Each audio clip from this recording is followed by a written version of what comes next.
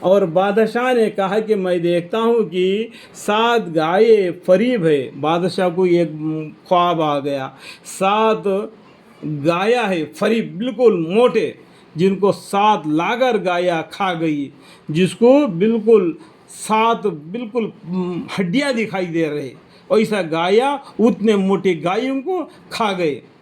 اور 7 مالیہ سبزہ ہے، اور ان کے علاوہ 7 اور ہے جو کہ خشک ہے. یعنی جو بھٹے ہوتے ہیں نا جو کھیتوں میں، وہ 7 ہرے بھٹے ہیں، اور ایک 7 بالکل سوکھ گئے سو ہے. اس طریقے سے ان کو وہ بادشاہ کو خواب آ گیا. اور دربار والو، اگر تم تعبیر دے سکتے ہو تو میرے اس خواب کے بارے میں مجھ کو جواب دو. تو وہ لوگ کہنے لگے کہ یوں ہی پریشان خیالات ہے، اور ہم لوگ کو خوابوں کی تعبیر کا علم بھی نہیں رکھتے. یعنی خوابوں کا علم ہمارے پاس نہیں ہے، وہی پریشانی خیالات ہے، ان کو جانے دو کر کے انہوں نے اپنی نا علمی ظاہری کر دیا. ان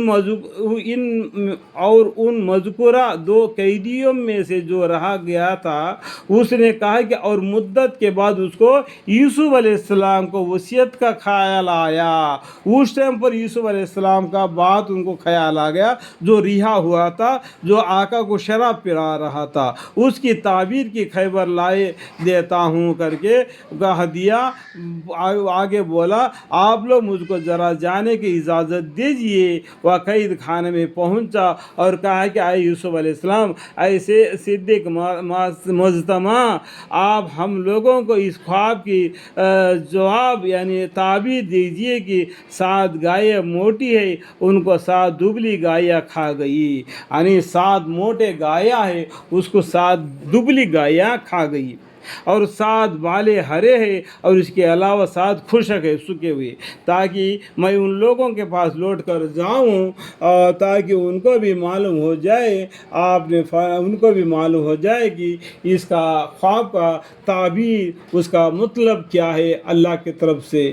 تو پوچھا اس نے، آپ نے یعنی یوسف علیہ السلام نے فرمایا کہ تم 7 سال متواتر گلہ بولنا، 7 برس تک زمین میں اناج پکانا، پھر جو فضل کاٹو اس کو بالوں ہی میں رہنے دینا، یعنی بھٹے کے ساتھ رہنے دینا، تاکہ وہ گھن نہ لگے جائے. 7 برس کا جمع کے رکھ دینا، کیونکہ 7 برس کے بعد میں بالکل بارش نہیں پڑے گا، گرمی دھوپ پڑے گا تو اناج نہیں بنے گا. تو یہ 7 سال کا بچا ہوا چیز کو تھوڑا تھوڑا کر کے لے کے کھا کے وہ 7 سال گزاریں گے. پھر 1 سال ایسا بارش برسے گا، بالکل زمین تر و تازہ ہوگا، اور اناج بھی پیکے گا، اور لوگ شراب کو بھی نہیں چھوڑیں گے. ہاں، مگر تھوڑا سا جو تمہارے کھانے میں آوے نکال لینا. پھر اس کے بعد 7 برس ایسے سخت آویں گے جو کہ ذخیرہ کو کھا جائیں گے. یعنی یہ 7 برس جو جمع کر کے رکھے ہوئے ان چیزوں کو کھا لینا جس کو تم نے ان برسوں کے واسطے جمع کر کے رکھا ہوگا.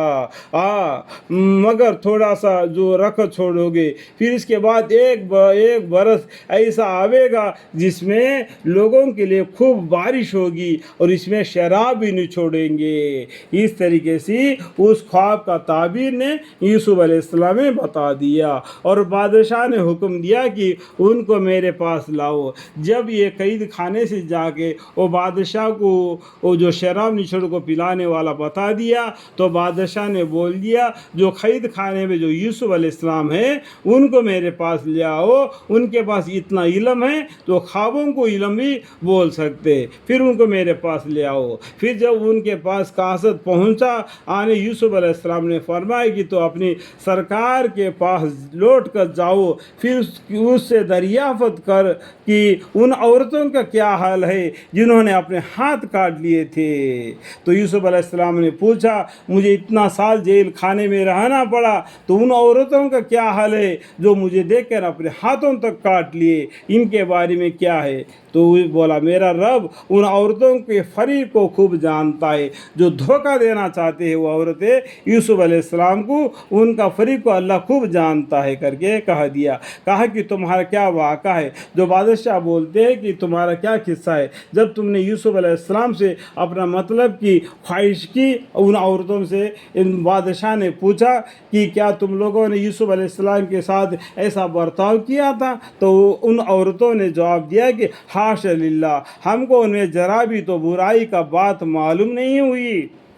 عزیز کی بیوی کہنے لگے کہ اب تو حق بات ظاہر ہوئی گئی، میں نے ہی ان سے اپنے مطلب کا خواہش کی تھی اور بے شک وہی سچے ہے۔ دیکھو یوسف علیہ السلام سچے ہیں، میں غلط راستے پر ان کو کھینچنا چاہا لیکن وہ نہیں آ گئے، وہ بالکل سچے ہیں کر کے یہ عزیز کی بیوی نے بھی کہا دیا اور وہ محلے والے عورتوں نے بھی جو اس کا شہادت دی۔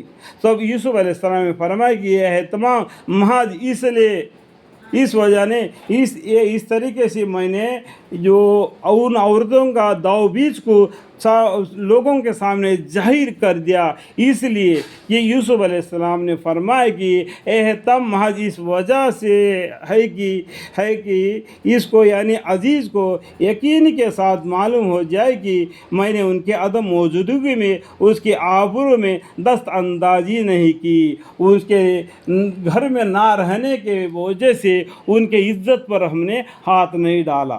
کہنے کا مطلب سمجھ گیا؟